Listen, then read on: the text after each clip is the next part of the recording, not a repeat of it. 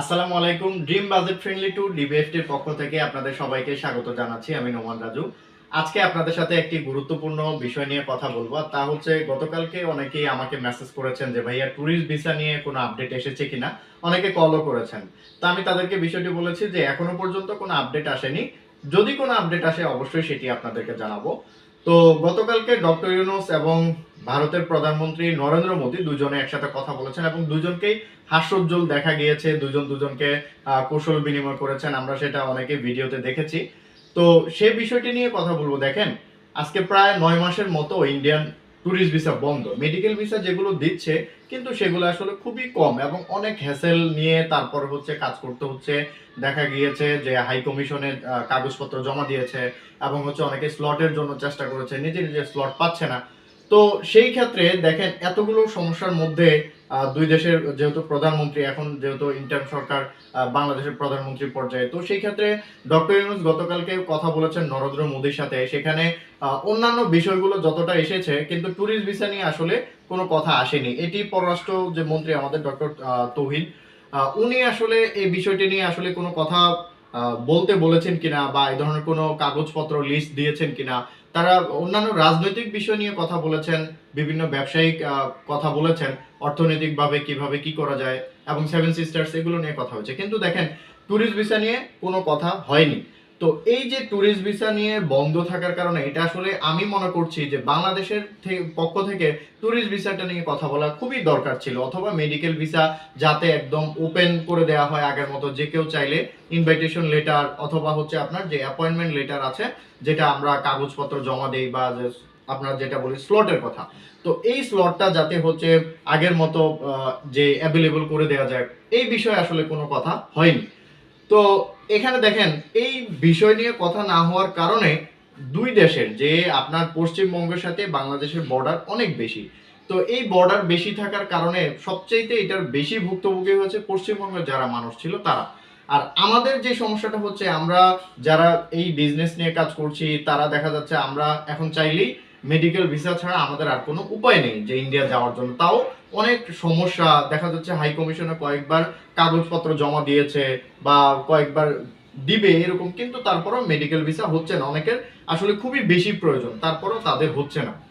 তো দেখেন এই যে ট্যুরিস্ট ভিসা না খোলার কারণে বা ভিসা জটিলতা না কাটার কারণে, আপনার কিছুদিন আগে আমি একটা ভিডিও আমার চ্যানেলে দিয়েছি, আপনারা হয়তো অনেকে দেখেছেন, যে সেখানে পশ্চিমবঙ্গের একজন সাংবাদিক তাদের এই বিষয়টি তুলে ধরেছেন, যারা ওখানে টোটো চালায় বাংলাদেশের যে আমরা যেটাকে বলে সিএনজি, এই সিএনজির মতো তারা ওইখানে এরকম একটা আপনার হচ্ছে টোটো বলে আর কি এটাকে।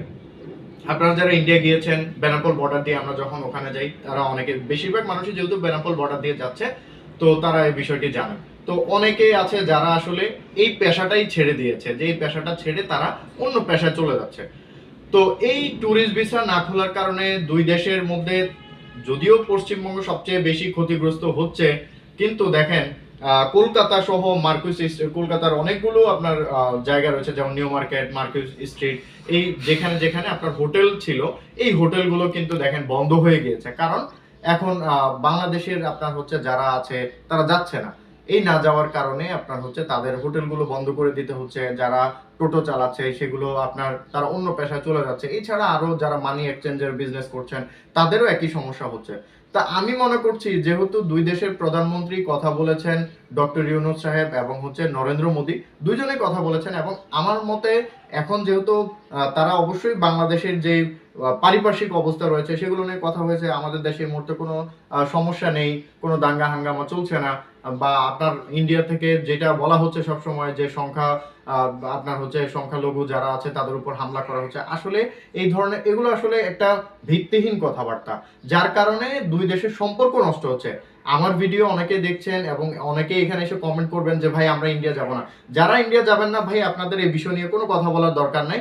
কারণ আপনি ইন্ডিয়া যাবেন না, আপনি না গিয়ে এখানে উদ্ভট কথাবার্তা বলছেন, উদ্ভট কমেন্টস করছেন, যেটা অনেকের চোখেই লাগছে, যেটা আসলে কাম্য নয়। কারণ আপনি যাবেন না, আপনি যাবেন না, কোনো সমস্যা নাই, কিন্তু আমাদের যেতে হবে, আমাদের ইন্ডিয়াতে কাজ করতে হবে।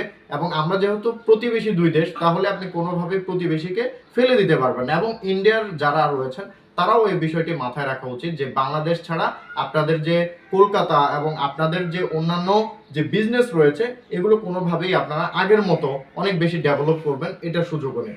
তো আমি এটা বলবো যে বাংলাদেশের পররাষ্ট্র মন্ত্রণালয় থেকে বা ডক্টর ইউনূস সাহেব এই ব্যাপারে কথা বলেছেন কিনা আমি জানি না, যে ট্যুরিস্ট ভিসাটা আসলে চালু করে দেওয়া উচিত এবং অন্যান্য যে ভিসা রয়েছে মেডিকেল ভিসা আপনারা যারা ঠিক আছে অবশ্যই সিকিউরিটির একটা ব্যাপার আছে, একটা দেশে যাবে ভিসার একটা ব্যাপার আছে, ভিসা নীতির একটা ব্যাপার আছে, আপনারা সেভাবে চেক করে সেভাবে সবকিছু দেখে তারপরে আপনাদের যাকে পছন্দ হবে আপনারা তাকে ভিসা দিবেন, এটা নিয়ে কোনো সমস্যা নয়। তবে আমি বলবো, আমি আপনাদেরকে রিকোয়েস্ট করব যে দুই দেশের মানুষের কথা চিন্তা করে, মানবিকতার কথা চিন্তা করে এবং অর্থনৈতিক অন্যান্য যে বিষয়গুলো রয়েছে এগুলোর কথা চিন্তা করে ট্যুরিস্ট ভিসা সহ মেডিকেল ভিসা যে রয়েছে এগুলো খুলে দেওয়া উচিত। আদারওয়াইজ বাংলাদেশের যতটা সমস্যা হচ্ছে তার চেয়ে বেশি সমস্যা হচ্ছে আপনার পশ্চিমবঙ্গের মানুষের।